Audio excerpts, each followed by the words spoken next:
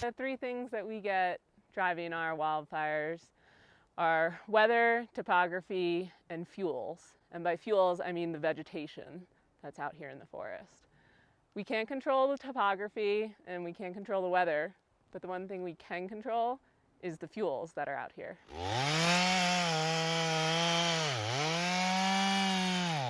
So I'm standing in a prescribed burn from 6 years ago, and that prescribed burn was meant to reduce those fuel loading.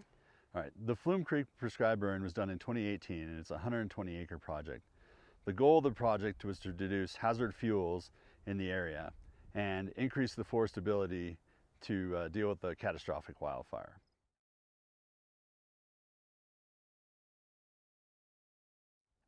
So what we did for this project is we went in and we initially logged it. The areas that we couldn't log, we went in and did some thinning and then piled the debris. That ended up being about 1,000 piles in the unit. Once we made those piles, we then went through and we burned them to reduce the fuel loading. After that, we went in and we did a broadcast burn throughout the 120 acres. And that was really to get rid of the rest of the activity fuels, so those branches, those limbs that were left from all the other cutting activities, and then kind of hit the reset button in the lodgepole forest here by Twin Lakes.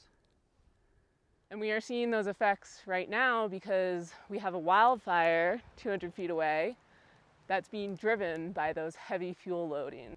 We have a lot of down logs on the forest floor, and we have some heavier underbrush.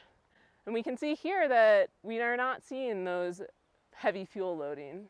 And we got a lot of young, healthy aspen that are growing up in here.